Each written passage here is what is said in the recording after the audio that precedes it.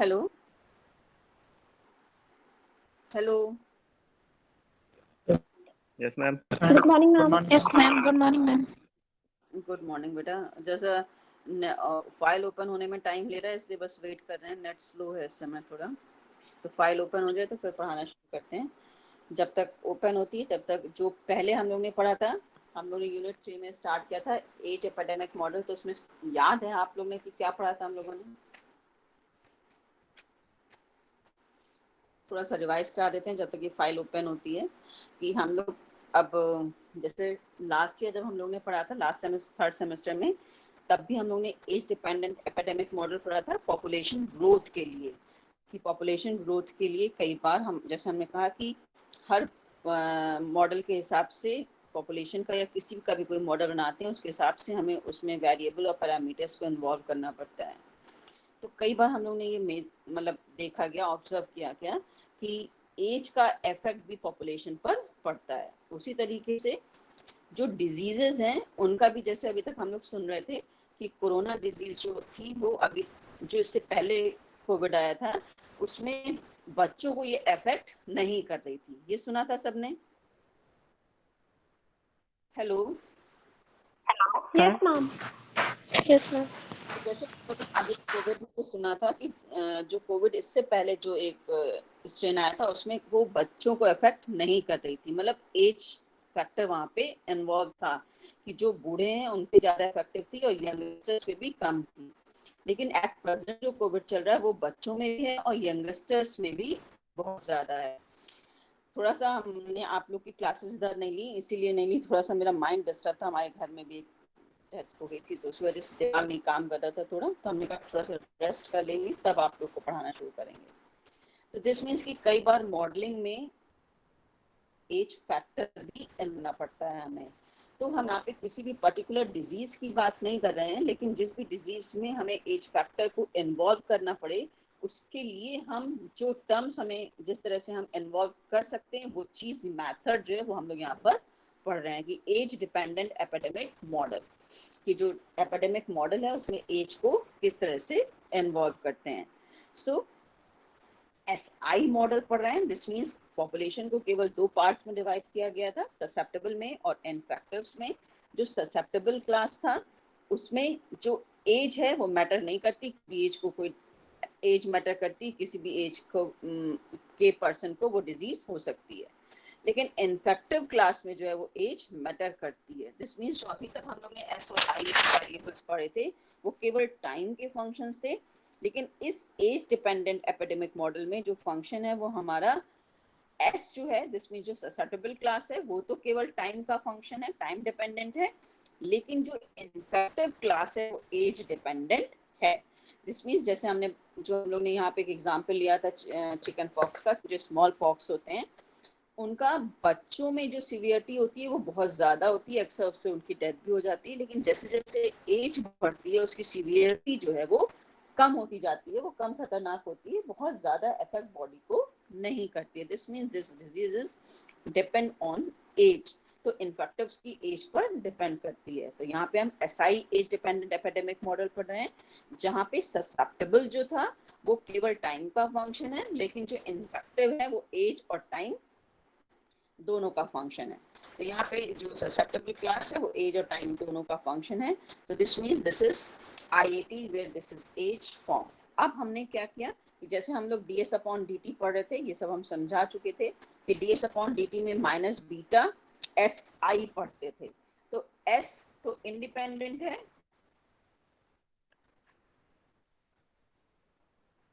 तो s जो था वो तो हमारा इंडिपेंडेंट था, लेकिन यहाँ पे जो आई है, आई इज इन्फेक्टिव पर्सन जो है वो एज पे डिपेंडेंट है, एज पे डिपेंडेंट है। सो दिस मींस कि हम यहाँ पर स्क्रीन शो हो रही है सबको अब? मैम सो रही यस है। मैम। Yes ma'am. तो जो ds अपॉन dt हमने लिखा है, जो हम लोग नॉर्मल पढ़ते थे अभी तक जिसमें केवल टाइम का फंक्शन था, वो माइनस बीटा एस आई लिखते थे, जहाँ पे बीटा जो था वो कन्वर्जन रेट का है या फिर इन्फेक्शन रेट का है, और s और i, अब i जो है दिस मींस इन्फेक्टिव क्लास जो है वो एज का भी फंक्शन है। सो i जो है वो a और टी दोनों का फंक्शन है। अब रेट आर की जगह हमने आर ही लिया हुआ है एंड एज डिपेंडेंट है, तो एज फैक्टर को हम यहाँ पर इन्वॉल्व कर रहे हैं। अब चूंकि जो भी डिजीज है वो एक लिमिटेड टाइम तक ही रहती है, तो हमने उसका लिमिटेड टाइम क्यों माना है। सो ये इन्फेक्टिव क्लास जो है वो आर रेट से इन्फेक्टिव क्लास एस से इंफेक्शन होके कन्वर्ट होता है इन्फेक्टिव क्लास में। तो जो आई टर्म है वो इस इंटीग्रल से रिप्लेस हुआ है। सो ds अपॉन dt जो माइनस बीटा एस आई था which is replace by equation 1, and initially जब हमने मॉडल स्टार्ट किया then this is equals to S I. So अब यहाँ पर अब हम इन्फेक्टिव्स के लिए कंसीडर करने जा रहे हैं, जैसे हम लोग ने पहले भी कंसीडर किया था कि इन्फेक्टिव क्लास के लिए। तो इन्फेक्टिव क्लास के लिए जो हम लोग ने पहले भी कंसीडर किया था वही चीज़ अब यहाँ पे भी कंसीडर कर रहे हैं कि जो इन्फेक्टिव क्लास के लिए हम लोग ने लिखा कि जो कंजर्वेशन लॉ का, दिस मीन्स कि जिस उससे जो हमारे इन्फेक्टिव्स हैं किसी स्मॉल टाइम डेल्टा में जो जितने हमारे इन्फेक्टिव्स हो रहे हैं उतने ही हमारे उसमें से रिमूव्ड हो रहे हैं। सो स्मॉल टाइम में वेरिएशन था, तो I A plus delta T plus delta minus I A T initial था। स्मॉल टाइम में वेरिएशन जैसे हम लोग करते थे टू फंक्शंस के लिए कि x plus h and y plus k, h and k are small variations, तो एच और के यहाँ पे सेम है जिसको हम यहाँ पे डेल्टा से रिप्रेजेंट कर रहे हैं। सो माइनस लैम्डा ए आई ये कंजर्वेशन से लिखा गया है, लैम्डा ए आई इस टाइम टी में। यहाँ पे फिर हम लोगों ने टेलर्स एक्सपेंशन लगाया था। टेलर्स एक्सपेंशन के बाद this equation is reduced in the form of 3 कि del a upon del a plus del I upon del t equals to minus lambda a I a t. So equation 3 and with some boundary conditions. Boundary condition this means कि जब हम जिस time पे हमने model start किया that time is t equals to 0। उस t equals to 0 time पे कुछ एज डिस्ट्रीब्यूशन हमने कंसीडर किया था, कुछ एज ग्रुप को हमने माना था, वो एज डिस्ट्रीब्यूशन जो है वो आई नॉट ए से रिप्रेजेंट हो रहा है। This means t equals to 0 पे this is i a nought and a equals to 0। This means कि जो भी रिक्रूटमेंट हो रहा है हमारे ससेप्टेबल क्लास में इनटू इन्फेक्टिव में, उसको हमने a इक्वल्स टू 0 से रिप्रेजेंट किया। This means I 0t this distribution variation जो भी ससेप्टेबल का वेरिएशन है उसके हिसाब से कंसीडर किया। माइनस साइन के साथ है क्योंकि ससेप्टेबल क्लास जो है जब भी एपिडेमिक अकर करेगा तो ससेप्टेबल क्लास जो है वो टाइम के साथ डिक्रीज करेगा, इसलिए हमेशा माइनस ds अपॉन dt के फॉर्म में। तो जो कंडीशंस हैं हमारे पास वो कंडीशंस हैं i a 0 equals to i nought a and i 0t equals to minus ds by dt and t positive हो। So अब जो complete model है age epidemic model which is given by ds upon dt equals to this equation 1, equation 2 and with boundary conditions I a 0, I not a and I 0t is minus ds upon dt. So this is the complete epidemic model. अब हम इसका solution find out करने जा रहे हैं। This solution find out करने जा रहे हैं दिस मींस कि we have to find the number of infectives at any time t and number of susceptibles at any time t, और किन कंडीशंस में जो है वो एपिडेमिक अकर करेगा। दिस मींस कि थ्रेशोल्ड पॉइंट क्या होगा यहाँ पर कि जहाँ पर एपिडेमिक जो है वो अकर करेगा। सो अब ये सारी चीजें हम फाइंड आउट करने जा रहे हैं। तो हम लोग आई तक फाइंड आउट कर चुके थे, बिल्कुल वैसे ही जैसे हम लोगों ने पॉपुलेशन मॉडल के लिए किया था, बिल्कुल उसी तरीके से हम इसकी वो सॉल्यूशन फाइंड आउट करने जा रहे थे कि जो हम लोग कैरेक्टरिस्टिक इक्वेशन थी dt by 1 equals to d upon 1, तो पहले dt और dA को कंसीडर किया, इंटीग्रेट किया कांस्टेंट ऑफ इंटीग्रेशन के साथ। तो एज जब a is greater than t है तो कांस्टेंट a नॉट है। a is greater than t का मतलब है कि जिस टाइम पे हम फाइंड आउट कर रहे हैं रिक्रूटमेंट ऑलरेडी एग्जिस्ट कर रहा है ससेप्टेबल क्लास, तो a नॉट, एंड जब a is less than t है so this means t minus t nought, जहाँ पे a नॉट जो था वो age of an individual at time t equals to 0। This means कि जो हम लोग ने initial age of distribution consider किया है उस समय जो एज हमने ली थी उस पर्सन की वो हमारी a नॉट है, एंड t नॉट जो है टाइम ऑफ इन्फेक्टिव है कि जिस ससेप्टेबल को जिस टाइम पर इन्फेक्शन हुआ है वो टाइम जो है वो हमारा t नॉट है। सो a is less than t के लिए t माइनस t नॉट और a is greater than t के लिए t प्लस a नॉट, और ये निकल के आया है dt by 1 equals to d upon 1 को हमने इंटीग्रेट किया, then we get equals to a t plus c, where c is the constant of integration. अब पहले हमने इन दोनों को लिया, अब हम लास्ट टू को कंसीडर कर रहे हैं. इक्वेशन 4 में लास्ट टू को जब हम कंसीडर कर रहे हैं, then we get this equation. Variable separable form का है, वेरिएबल सेपरेट किए, सिंपली इंटीग्रेट किया.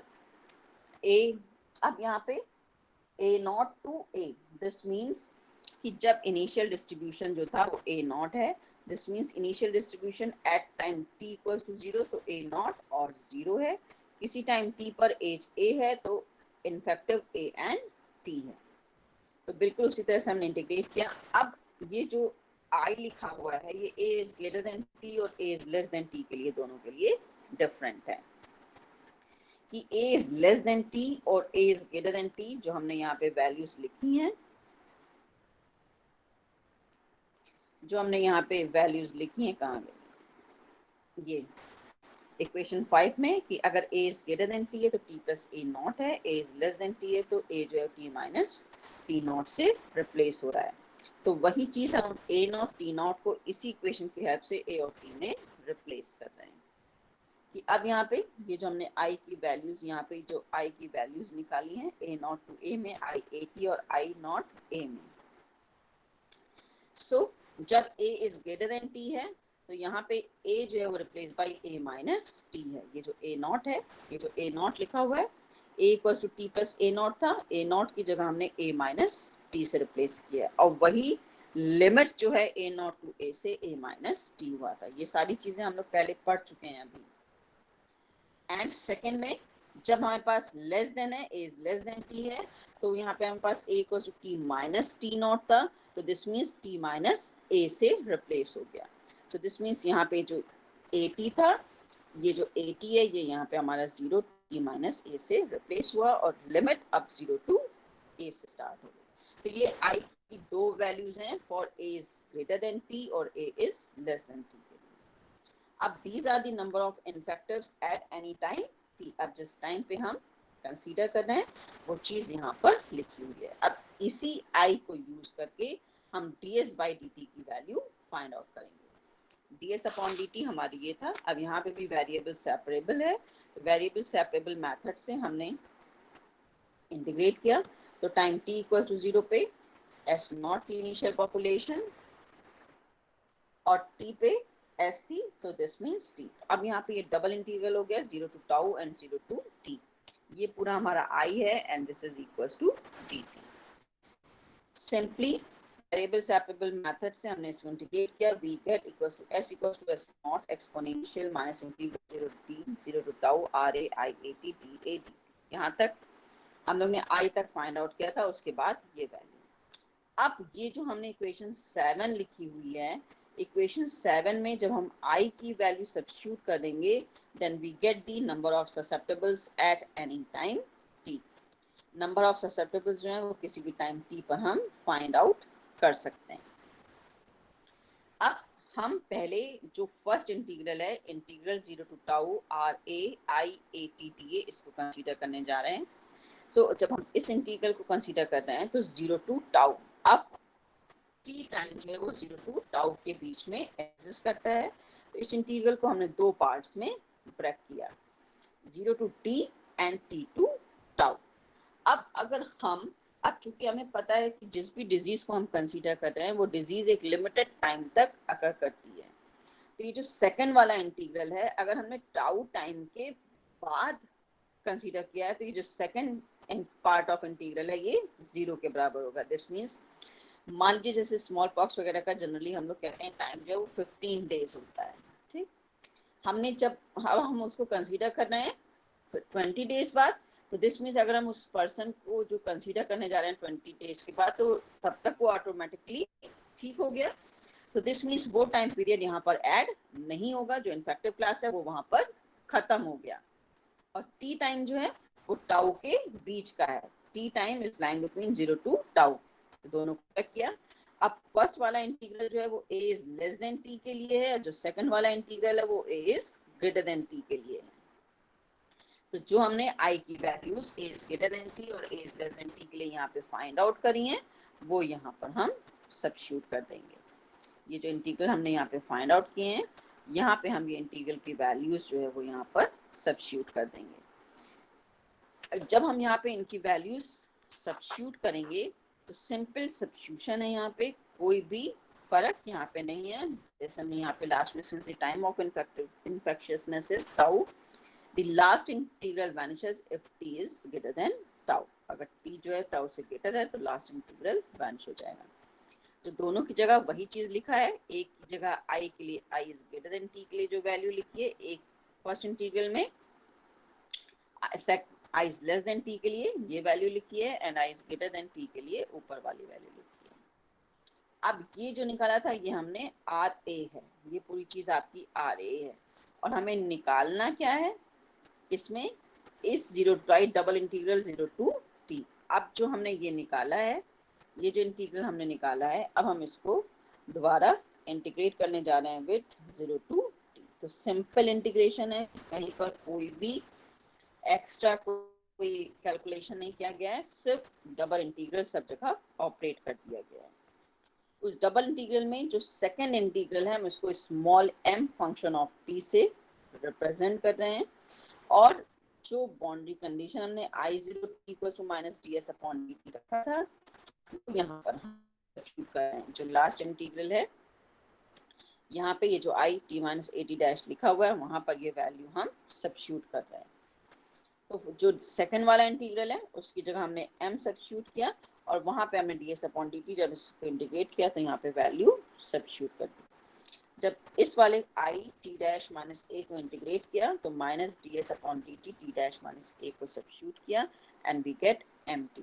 ऑर्डर ऑफ इंटीग्रेशन को चेंज किया, -ds/dt को इंटीग्रेट किया तो st-a s0, और ये पूरा लास्ट इंटीग्रल। अभी जो लास्ट इंटीग्रल लिखा हुआ है जहाँ पे हमने स्मॉल mt के फॉर्म में लिखा हुआ है, m is a function of t, इसको कुछ करने की जरूरत नहीं है, जो फर्स्ट इंटीग्रल है बस उसी को सॉल्व कर रहे हैं। फिर अब यही हमारा इंटीग्रल था, इसी में हमने वैल्यू सब्स्टिट्यूट कर दी है। अब ये पूरा इंटीग्रल निकाल लिया तो इस इंटीग्रल की वैल्यू हमने यहाँ पे सब्स्टिट्यूट कर दी, और ये जो st-a है यहाँ पे s0 जो है वो हमने कॉमन ले लिया। अब s0 यहाँ पे भी था इनिशियल में, और st/s0, और st/s0 को हम f से, अब ये पूरी number of substitutable at any time t है। अब as t tends to infinity, this means after a long time a is greater than tau। अब जो भी एज डिस्ट्रीब्यूशन है वो टाइम से बहुत ज्यादा है, क्योंकि एज बहुत ज्यादा होती है और जो बीमारी का टाइम है, जो भी डिजीज का टाइम पीरियड है वो काफी कम है। इसलिए जो वैल्यू है RA after a long time, s infinity t को हमने इंफिनिटी से after a long time consider करते हैं। जहां पे भी s इंफिनिटी अपॉन s0 लिखा है उसे हम कैपिटल F से डिनोट करते हैं। तो दिस इज कैपिटल F, सब एक्सपोनेंशियल में, exponential minus m infinity plus gamma f minus 1। ये जो इंटीग्रल की पूरी चीज है उसे हम गामा से रिप्रेजेंट कर रहे हैं, जिसको इक्वेशन 8 से रिप्रेजेंट किया गया। So this is the value of substitutable at any time t। किसी भी टाइम पे जो नंबर ऑफ सब्स्टिट्यूएबल हैं उनकी value is given by equation number 8। Equation number ये इसके ऊपर 8 वाली है, ठीक है। सो ये जो f इक्वल्स टू f, जिसको हम लिखना है exponential e power minus infinity plus gamma f of -1। So this is the complete value जहां से हम थ्रेशोल्ड पॉइंट को फाइंड आउट कर सकते हैं। थ्रेशोल्ड पॉइंट दिस मींस कि जहां पर एपिडेमिक अकर करेगा। हम लोग शुरू से पढ़ते आ रहे हैं कि एपिडेमिक अकर तब करता है जब कोई इन्फेक्टिव अपने सही होने से पहले मोर देन वन ससेप्टेबल को इन्फेक्टेड कर पाए। This means primary to secondary infection. अगर सेकेंडरी इन्फेक्शन एग्जिस्ट करेगा तो एपिडेमिक अकर करेगा, अदरवाइज नहीं। दिस मींस अगर कोई इन्फेक्टिव किसी ससेप्टेबल को इन्फेक्ट करने से पहले ही सही हो गया तो एपिडेमिक अकर नहीं करेगा। तो वही थ्रेशोल्ड पॉइंट है। थ्रेशोल्ड पॉइंट दिस मींस कि जहां से बिहेवियर जो है वो चेंज होना स्टार्ट होता है। सुन रहे हैं आप लोग? Yes, ma'am. हेलो। ma'am. सो जहाँ से बिहेवियर जो है वो चेंज होना स्टार्ट होता है, तो अब हमने वही थ्रेशोल्ड पॉइंट फाइंड आउट करने जा रहे हैं। इसी से बताने जा रहे हैं कि ये जो हमने गामा की वैल्यू निकाली है, गामा इक्वल्स टू 1 से अबव जो है वो इन्फेक्शन स्प्रेड होगा। दिस मीन्स कि एपिडेमिक अकर करेगा और उसके नीचे एपिडेमिक अकर नहीं करेगा। This means gamma equals to 1 अगर हम सब्स्टिट्यूट कर रहे हैं, जो गामा है अगर हम इसको वैल्यू 1 सब्स्टिट्यूट कर रहे हैं तो हमारा एपिडेमिक अकर थ्रेशोल्ड पॉइंट है, इसके अबव एपिडेमिक अकर करेगा और इसके नीचे जो है वो एपिडेमिक अकर नहीं करेगा। ठीक, उसी को पूरा एक्सप्लेन करके लिखा हुआ है यहाँ पर कि कहाँ पे सीवियरिटी किस एज लिमिट तक, जो एफ हमने लिखा है which is less than equals to 1। So severity of epidemic is small for epsilon small as long as gamma is less than 1। इसमें सीवियरिटी जो है वो कम होगी अगर हमारा गामा जो है वो लेस देन 1 है, एपिडेमिक कम होगा। बट अगर गामा जो है वो राइज करेगा तो सीवियरिटी भी इंक्रीज करेगी और एफ डिक्रीजेस फ्रॉम 1। ठीक, तो ये किसी एक पर्टिकुलर डिजीज के बारे में कोई एज एपिडेमिक मॉडल नहीं था। ये है कि अगर कोई डिजीज जो है, कई बार डिजीज जो है वो एज डिपेंडेंट होती है, तो हमें अपने मॉडल में एज फैक्टर को भी इन्वॉल्व करना पड़ता है, टाइम के साथ साथ एज को भी इन्वॉल्व करना पड़ता है। ठीक, नाउ नेक्स्ट मॉडल है simple drug use epidemic model. तो simple use drug epidemic model, this means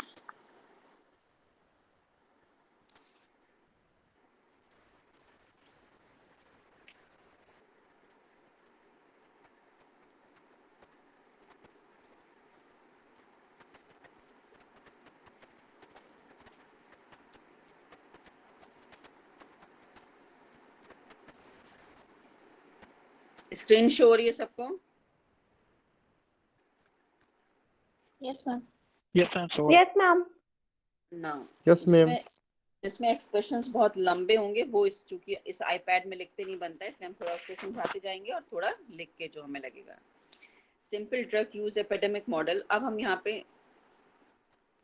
पे करने जा रहे हैं ड्रग्स के बारे में।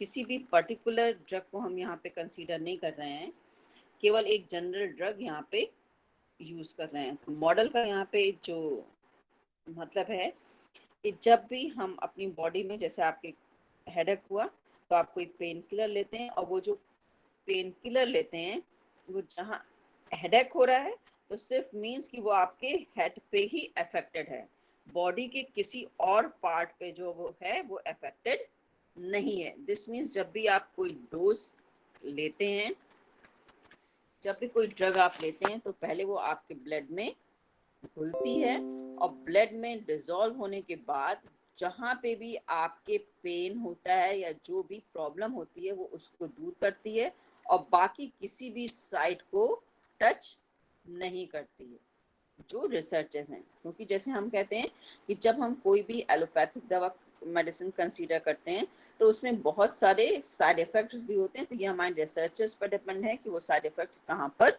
एक्सेस करते हैं। जैसे कहते हैं कि बहुत सारी पेन किलर लीजिए, तो पेन किलर्स अवॉइड करिए ज़्यादातर, क्योंकि ये हमारी किडनी पर अफेक्ट करते हैं। तो वो सारी चीज़ें बहुत बात की हैं। तो यहाँ पे हम कोई भी एक पर्टिकुलर ड्रग की बात नहीं कर रहे हैं, सिर्फ किसी एक ड्रग की बात कर रहे हैं और बॉडी में दो साइट्स बना रहे हैं। दिस मीन्स एक एक्टिव साइट बना रहे हैं और एक इनएक्टिव साइट बना रहे हैं। एक्टिव साइट का मतलब है कि जब हम कोई भी प्रॉब्लम होती है हमारी बॉडी में, हम कोई ड्रग कंसीडर लेते हैं और ड्रग लेने के बाद वो एक्टिव साइट जो है वो इनएक्टिव साइट में कन्वर्ट हो जाती है। दिस मीन्स कि जब हम कोई ड्रग लेते हैं, जो प्रॉब्लम हमें होती है वो उस ड्रग को लेने के बाद खत्म हो जाती है। ठीक, तो दिस मीन्स जब जो डोज हम ले रहे हैं वो एक्टिव साइट के लिए ले रहे हैं और एक्टिव साइट्स जो है वो इनएक्टिव साइट्स में कन्वर्ट हो रही हैं। ठीक, तो जो भी हमारी बॉडी में अफेक्टेड है, हम एक डोज कंसीडर कर रहे हैं और ए और बी दो साइट्स कंसीडर कर रहे हैं, एक्टिव और इनएक्टिव साइट्स कंसीडर कर रहे हैं। अब किसी भी ड्रग का क्या काम होता है कि वो पहले जाके हमारे ब्लड में डिसॉल्व होती है। दिस मीन्स कि ब्लड का जो कंसंट्रेशन है, जिस हिसाब से ब्लड में वो डिसॉल्व होगी, वो ब्लड के कंसंट्रेशन पर डिपेंडेंट है। तो सबसे पहले इस मॉडल को बनाने के लिए हम जो भी डोज कंसीडर कर रहे हैं और जो ब्लड का डोजेज हैं टाइम डिपेंडेंट हैं, इसलिए उसको D is a function of T से रिप्रेजेंट कर रहे हैं। और जो ब्लड कंसंट्रेशन है, concentration of drug in blood, जो भी ड्रग का कंसंट्रेशन ब्लड में है वो भी टाइम डिपेंडेंट है, तो उसको भी हम T से रिप्रेजेंट कर रहे हैं। अब ये कंसंट्रेशन ऑफ ड्रग है इन ब्लड, तो जैसे जैसे हम ड्रग लेते हैं वैसे वैसे जो है उस ड्रग का ब्लड में कंसंट्रेशन वेरी करता है, बढ़ेगा या घटेगा। सो दिस मीन्स की variation of drug concentration in blood is equals to किस पे बढ़ता है, जितनी हम डोजेस ले रहे हैं, डोजेस से उस मेडिसिन का, उस ड्रग का जो कंसंट्रेशन है वो बढ़ता है, और हमने माना किसी रेट के से उसका कंसंट्रेशन ठीक होने के बाद सही हो रहा है। ठीक, दिस मीन्स -k रेट से ब्लड का जैसे जैसे सही होता जाएगा, ब्लड का कंसंट्रेशन, ड्रग का कंसंट्रेशन ब्लड में कम होता जाएगा। एंड इनिशियली दिस मीन्स कि जब हमने इनिशियल स्टेज पे जब कोई ड्रग नहीं ली है तो उस ड्रग का कंसंट्रेशन ब्लड में इनिशियल पे 0 है। सो ये तो इक्वेशन है हमारी ड्रग के कंसंट्रेशन की ब्लड में, कि ब्लड में ड्रग का क्या कंसंट्रेशन है उसको हम C से रिप्रेजेंट कर रहे हैं। तो ये तो सिंपल डिफरेंशियल इक्वेशन है, लीनियर डिफरेंशियल इक्वेशन। तो जैसे सिंपल लीनियर डिफरेंशियल इक्वेशन को हम सॉल्व करते हैं, which is simple linear differential equation which is equals to D is a function of T। After simplification linear differential equation है तो integrating factor find out करेंगे। After simplification we get e to the power -kt integral 0 to t dt dash, variables repeated है इसलिए t को dt dash से, क्योंकि limit भी t लेना है इसलिए dt डैश से। तो ये तो हो गई हमारी कंसंट्रेशन ऑफ ब्लड। ड्रग का कंसंट्रेशन जो है वो ब्लड में क्या है वो हमारा इस इक्वेशन से पता चलेगा। ठीक, अब हम साइड बाइंडिंग मॉडल सिस्टम बनाने जा रहे हैं। दिस मीन्स अब जो हम मॉडल बनाने जा रहे हैं with this side binding model,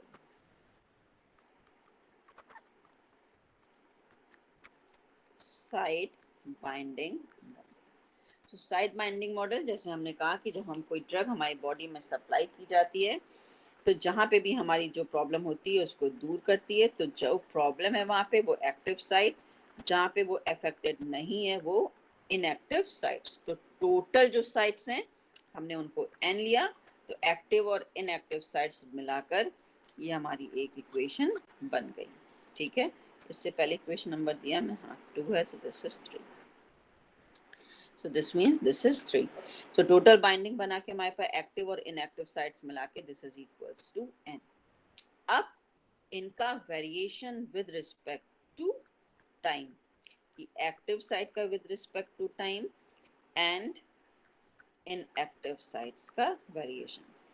तो इनएक्टिव साइट्स मतलब जहाँ पे हमें मेडिसिन इफेक्ट नहीं करेगी, तो हमने कहा कि अल्फा रेट से जो है एक्टिव साइट्स इसमें इन्वॉल्व हैं। ठीक भाई, जितनी इनएक्टिव साइट्स हैं वो जब हमें कोई तकलीफ होगी तब वो एक्टिव साइट में कन्वर्ट होंगी, otherwise they all are the inactive site. जब हम कोई डोज कंसीडर कर रहे हैं तो हमने कहा कि जो कंसंट्रेशन है C वो A रेट से कन्वर्ट हो रहा है। तो जैसे ही हम कोई ड्रग लेते हैं वैसे ही हमारी एक्टिव साइट इस C कंसंट्रेशन के रेट से इनएक्टिव साइट में कन्वर्ट हो जाती है। इनएक्टिव साइट में दिस मींस अगर हमारे सर में दर्द हो रहा है, हमने कोई पेन किलर कंसीडर करी तो हमारा सर का दर्द सही हो गया। तो दिस मींस जो हमने सर दर्द की दवा ली उसका कंसंट्रेशन C और सर में दर्द हो रहा था तो वो एक्टिव साइट A, जैसे ही दवा उस पे एक्टिव हुई तो वो इनएक्टिव साइट में कन्वर्ट हो गई, और ये उनका माइनस अल्फा बी, जिस रेट से एक्टिव इनएक्टिव में कन्वर्ट हो रहा है, फिर एक्टिव इनएक्टिव में कन्वर्ट हो रहा है. सो दिस इज जो यहाँ पे हमने ऐड किया, जो यहाँ पे ऐड किया वही चीज यहाँ पर सब्ट्रैक्ट कर दी. अब हम यहाँ पे स्मॉल एप्सिलॉन से दोनों में मल्टीप्लाई कर रहे हैं. एप्सिलॉन से मल्टीप्लाई करने का यहाँ पे इतना मतलब है कि this shows that only these quantities A B जो क्वांटिटीज हैं they are very small quantities. ठीक है, ये जो ए और बी एक्टिव और इनएक्टिव साइट्स हैं they are the small numbers. So हम एप्सिलॉन से मल्टीप्लाई करके सिर्फ शो कर रहे हैं कि दीज आर दी स्मॉल. तो इनिशियली जितनी है वो हम इनएक्टिव साइट्स में कंसीडर कर रहे हैं, और active site initially is equals to 0.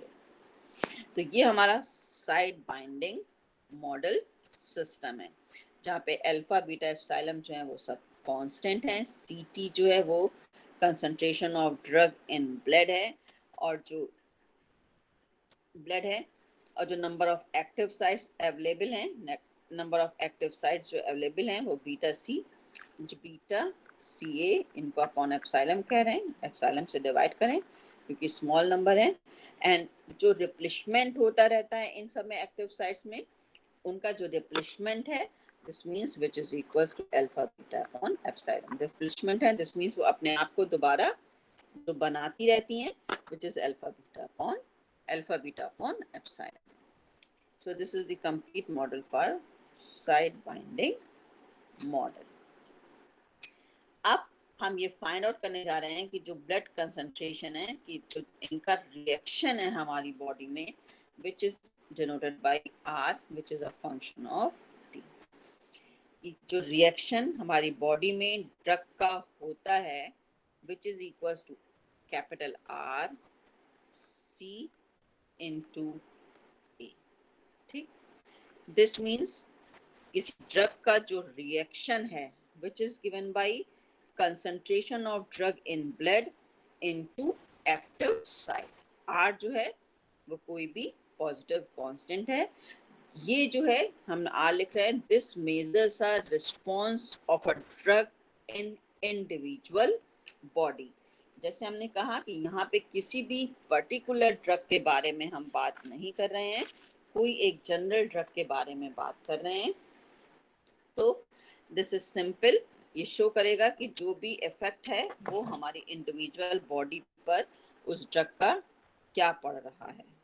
ठीक है, so this is the reaction. तो ये हमारा टोटल, ये जो था ये हमारा कंप्लीट मॉडल है विद दिस रिएक्शन, और जो कंसंट्रेशन ऑफ ब्लड है which is given by this thing. अब सिंपल जैसे हम लोग फाइंड आउट करते थे, इक्विलिब्रियम पॉइंट्स फाइंड आउट करेंगे और कोई एक एग्जांपल लेके इसकी वैल्यू फाइंड आउट करेंगे. तो इक्विलिब्रियम पॉइंट, सो जो इक्विलिब्रियम पॉइंट जहाँ पे जो एप्सिलॉन हम यहाँ पे कंसीडर करें, एप्सिलॉन कोई भी positive quantity but which is very much less than 1, this means small quantity, जैसे हम लोग हमेशा लेते हैं. इक्विलिब्रियम पॉइंट की बात कर रहे हैं, सो दिस मींस कि d upon d t equals to 0 and d b upon dt equals to 0. तो ये दोनों इक्वेशंस हमारे पास गिवन है.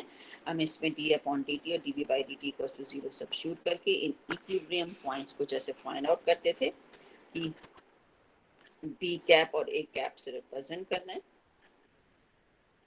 सो दिस मींस बीटा जो कैलकुलेट करने के बाद निकल के आ रहा है, this means alpha plus beta C and a cap equals to alpha n upon alpha plus beta C. ये सिंपल है, और इन्हीं की वैल्यू जो रिएक्शन था हमारा, दिस मींस जो इफेक्ट था वो हमारा RCA, दिस मींस जो रिएक्शन रेट हमने यहाँ पे लिखा है, ये चीज कि इंडिविजुअल में क्या इफेक्ट है उस ड्रग का, ए की वैल्यू सब्स्टिट्यूट करेंगे and we get R equals to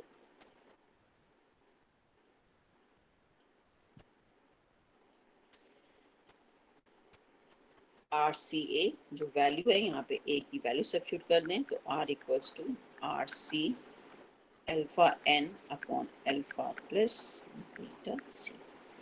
अब अगर हम मान के चलें कि कंसंट्रेशन जो ड्रग का ब्लड में कंसंट्रेशन लेवल C है, अगर वो लार्ज है, दिस मीन्स कि if C tends to infinity, जैसे जैसे हम डोजेस बढ़ाते चले जाएंगे उस ड्रग का ब्लड के अंदर जो कंसंट्रेशन है वो बढ़ता चला जाएगा। तो this means C tends to infinity. अब C टेंड्स टू इन्फिनिटी पे दिस मीन्स कि मैक्सिमम रिएक्शन क्या होता है बॉडी में। दिस मीन्स कि मैक्सिमम उस ड्रग का इफेक्ट फाइंड आउट करने के लिए तो C है, तो C को डिनोमिनेटर में रखने की कोशिश करेंगे। तो R alpha N, C numerator denominator में कॉमन लिया, N plus beta. As C tends to infinity value क्या हो जाएगी, ये टर्म 0 हो जाएगा। सो दिस मीन्स कि R maximum equals to R alpha N upon beta.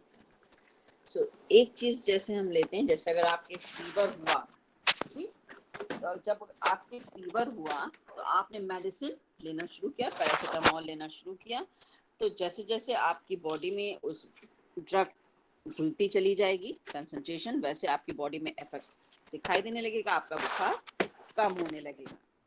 लेकिन जैसे जब ड्रग लेते हैं, जैसे बुखार की अगर आपने दवा ली, तो ये नहीं है कि आपको जैसे कहा गया कि जब बुखार आए तब दवा ले लीजिए, फिर आप एक दो बार बुखार नहीं आता है तो भी टाइमली दवा, तो ये उस ड्रग का ये काम नहीं होता है कि आप जितनी बार दवा लेंगे तो बुखार और कम, जैसे 102 है तो 101 हुआ, 100 हुआ, 99 हुआ, 98.6 जो हमारा बॉडी का नॉर्मल टेम्परेचर है वहां तक पहुंचा।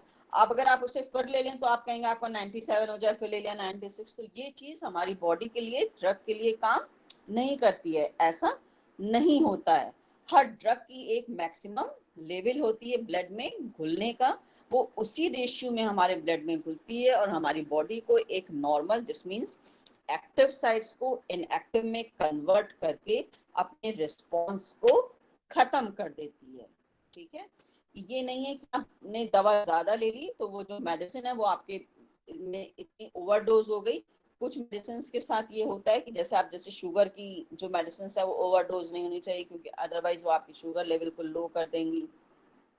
बीपी की जो रेगुलर मेडिसिन ली जाती हैं कि बीपी की आप रेगुलर मेडिसिन लेंगे तो वो आपके बीपी को लो कर देंगी, क्योंकि उनका जो कंसंट्रेशन है ब्लड में वो ज्यादा हो जाएगा, वो इफेक्ट ज्यादा कर देंगी। तो आप, लेकिन हर एक मेडिसिन के लिए ये नहीं होता कि बुखार की दवा है अगर आपने ली, फीवर आया तो आप खाते जा रहे हैं तो आपका फीवर कम होते होते कोई बॉडी का टेम्परेचर, जो बॉडी का टेम्परेचर है उसमें आने के बाद वो एक्टिव साइट्स जो इनएक्टिव साइट्स में कन्वर्ट हो जाएंगे। तो ये जो आर हम यहाँ पे लिख रहे हैं ये वही रिएक्शन रेट है कि हर एक ड्रग का अपना एक मैक्सिमम कंसंट्रेशन इफेक्ट है। तो जब कंसंट्रेशन मैक्सिमम हो जाएगा तो पर इंडिविजुअल में ये इफेक्ट जो है वो हमारा शो होगा। इसी को अब सिंपल है, हमने इस केस में जो B है दिस मीन्स जब कंसंट्रेशन लेवल हमारा इसके बराबर है कि F इक्वल्स टू B, तो this mean this is approximately equals to N, क्योंकि अब जो टोटल इनएक्टिव एक्टिव साइट्स थी वो टोटल इनएक्टिव साइट्स में, जैसे हमने डोज ले ली, जो हमारे पास डिजीज थी वो सही होगी तो इनएक्टिव साइट में कन्वर्ट हो गई। तो इनिशियली था वो तो हमारा A0N था, लेकिन जब हमने ड्रग ले लिया आफ्टर अ लॉन्ग टाइम, जब कंसंट्रेशन बढ़ गया तब B is approximately equals to N। जितनी भी एक्टिव साइट्स थी सब इनएक्टिव साइट्स में कन्वर्ट हो गई and we get B is approximately equals to N। तो हर एक ड्रग का अपना एक लेवल होता है, वो वहां तक अपना इफेक्ट शो करती है, उसके बाद उस एक्टिव साइट को इनएक्टिव साइट में, दिस मींस जो डिजीज है उसे खत्म करके न्यूट्रलाइज होके अपना इफेक्ट खत्म कर देती है। अब यही जो हमने वैल्यूज निकाली हैं इसी से हम A की भी वैल्यूज निकाल सकते हैं। ये जो हमने यहाँ पे वैल्यू कंसीडर करी है D/dt equals to alpha beta, अब हम यहीं पे A की वैल्यू फाइंड आउट करने जा रहे हैं। तो सिर्फ एप्सिलॉन को हमने यहाँ पर 1 कंसीडर किया है और B को अप्रोक्सीमेटली इक्वल्स टू n यहाँ पे कंसीडर किया, B की जगह पे n माइनस a सब्स्टिट्यूट किया। सो वी गेट एक इक्वेशन, डिफरेंशियल इक्वेशन निकल के आई कि जो हमारे पास वो इक्वेशन थी, एप्सिलॉन को 1 सब्स्टिट्यूट किया कि D/dt को D/dt plus a alpha plus beta c equals to alpha n। सिर्फ ये जो इक्वेशन है, सिर्फ ये वाली जो इक्वेशन है यहाँ पे हमने एप्सिलॉन इक्वल्स टू 1 सब्स्टिट्यूट किया है और b equals to n minus b equals to जो है वो n माइनस a सब्स्टिट्यूट किया है और epsilon equals to 1। Then this equation reduces in this form, a में एक linear differential equation बन गई, इसको solve करेंगे, we get a. This means a, this is exponential, आपके पास notes हैं उसमें पूरी चीज लिखी हुई है. After simplification particular integral find out करते हुए alpha plus beta ct dash dt and plus alpha n integral 0 to t exponential, खैर लंबा सा एक्सप्रेशन है जो भी, और जहाँ पे सी की जो है, जो कंसंट्रेशन है जो हम लोग ने निकाला, कोई भी ड्रग ले रहे हैं तो उसका कंसंट्रेशन जो है वो इस वाली इक्वेशन से फाइंड आउट किया जाएगा. तो ये एक जनरल ड्रग के लिए मॉडल था, और यहाँ पे ए जो है वो एक्टिव साइट्स हैं, ए जो है वो हमारे पास एक्टिव साइट्स हैं, और सी जो है वो concentration of drug in blood है. ठीक, तो किसी भी पर्टिकुलर ड्रग के लिए नहीं था, तो कल कोई एक पर्टिकुलर ड्रग लेके इसका सॉल्व करेंगे. यहाँ तक किसी को कुछ पूछना है?